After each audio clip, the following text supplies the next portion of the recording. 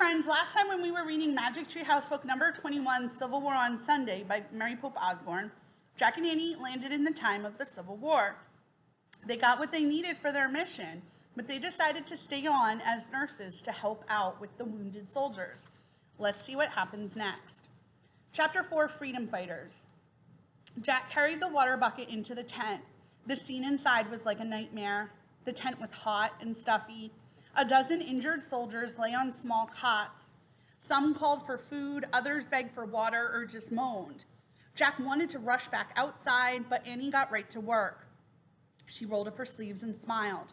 "Hi, everybody," she said cheerfully. None of the soldiers smiled back. "I have good news," she said. "We've brought lunch." Annie moved down the row of cots. She handed out pieces of bread and chunks of potatoes to all the patients. "You'll be feeling better soon," she said to one sick man. "You'll see your family again," she told another. Jack looked around nervously. He wasn't sure what to do. "Give them water, Jack," Annie called to him.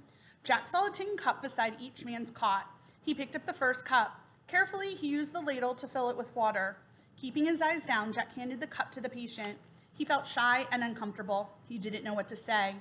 Jack moved on to the next patient, then the next. He gave each wounded man a cup of water, but he never looked right at any of them or spoke a word. Soon Jack and Annie had finished passing out food and water. "Goodbye," Annie said. She waved and left the tent, and Jack quickly followed her. "Let's go home now," he begged once they were outside. "We've got what we came for." "If we leave now, the patients in the next tent will go hungry and thirsty," said Annie. Jack sighed. "Okay," he said, "but after we take care of them, we're leaving for sure." He followed Annie into the next tent. Just like the last tent, it was filled with wounded soldiers, but the soldiers in this tent were all African Americans. "Hi, everybody," Annie said, smiling warmly. Again, she passed out potatoes and bread. She also talked and made jokes. Jack poured water into each of the tin cups. Again, he didn't speak to any of the soldiers, but as he handed over the last cup, a patient spoke to him. "Thank you for your kindness, son," the soldier said. Jack glanced shyly at the man on the cot.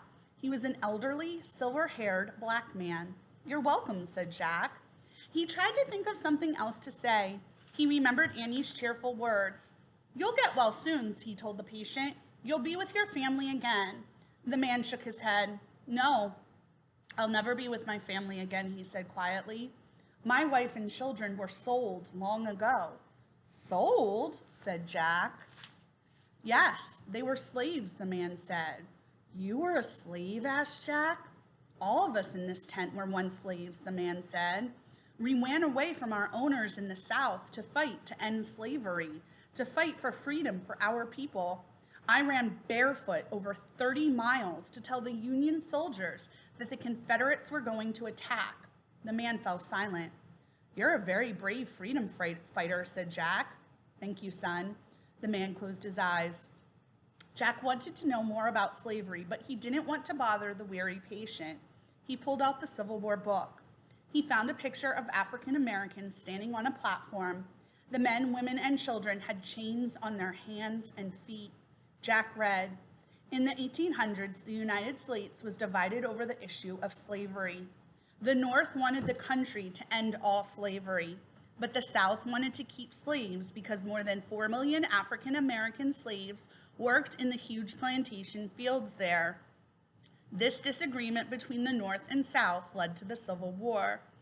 Jack looked down at the man's face. He looked very weary. Jack pulled the nurse's list of rules from his knapsack. "Lessen sorrow and give hope," he read.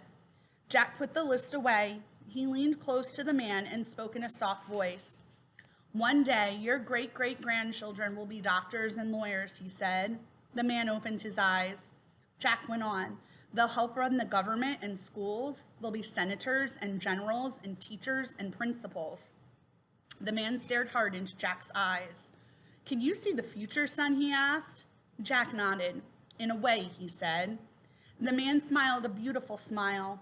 "Thank you, son," he said. Then he closed his eyes again. "Good luck," whispered Jack. He hoped the brave man would live to enjoy freedom.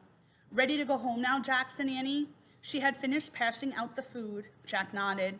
As he and Annie stepped out of the tent, they heard someone shout, "She's back!" A horse-drawn wagon was barreling into the camp. "Who's back?" asked Annie. Clara Barton, a patient said. She runs this hospital. Clara Barton, said Annie. I can't believe it. Who's Clara Barton? Asked Jack. He'd heard the name before, but he couldn't remember who she was.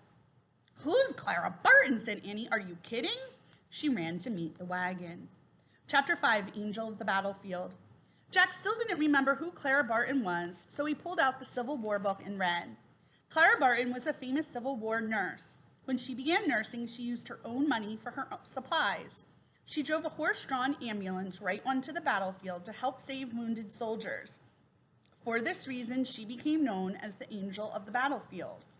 Jack put the book away, then he hurried to Annie. He looked at the woman sitting in the driver's seat of the wagon. She doesn't look like an angel, Jack thought. The woman was very small. She had a plain, serious face and dark hair pulled back in a bun. She wore a long black skirt and a black jacket. In the back of her wagon were more wounded soldiers in torn, bloody uniforms. They moaned and cried out. Nurses, both men and women, were putting the wounded men on stretchers. Clara Barton wiped her forehead. She looked hot and tired. Can we help you, Miss Barton? Annie asked. Who are you? Asked Clara Barton. Jack and Annie, said Annie. We're volunteer nurses. What can we do, Miss Barton? Clara Barton smiled. First, you can call me Clara, she said. Second, would you ride back with me toward the battlefield? There are more wounded waiting to be picked up. Sure, said Annie. Jack didn't answer. After seeing all the suffering men in the wagon, he was afraid of getting closer to the battlefield. And you, Clara asked Jack. Her dark, serious eyes looked right into his. Jack didn't want to admit he was afraid. Sure, no problem, he said. Very good, said Clara Barton. Let's go. Jack and Annie climbed up into the driver's seat next to her. By now, all the soldiers had been taken out of the wagon. Take care of my new family members, Clara called to the nurses. She snapped the reins. The horse-drawn ambulance rolled off, sending up clouds of dust. Chapter 6, Keep Low. The wagon jerked and swayed as it bumped over the dry ground. Jack felt as though he were frying in the hot sunlight. Dust from the road filled his throat and eyes. The boom of cannons grew louder and louder. Jack heard popping sounds too, like the noise of firecrackers. What's that popping noise? He shouted, blinded by the dust and sunlight. Musket fire, said Clara. Jack remembered that muskets were long, old-fashioned guns. What are those flashes? Asked Annie. Jack tried to open his eyes and see what she was talking about. He saw bright flashes of light in the distance and puffs of smoke in the sky. Cannon shells exploding, said Clara Barton. Shells are like small bombs. They have ruined much farmland. Jack squinted at the passing countryside. The ground was filled with ugly holes. Long ditches were also cut through the fields. Did the shells make those ditches too? He asked. No, those are trenches the soldiers dug for a battle, Clara said. Each side digs their own. Day after day, they sit in the trenches, firing their muskets at one another. Jack tried to imagine how terrible it would be to sit in a trench all day, waiting to be shot or waiting to shoot someone else. We have to get some water, said Clara. She drove to the wagon to a narrow creek. A stream of water flowed downhill, running over rocks. The wagon came to a halt.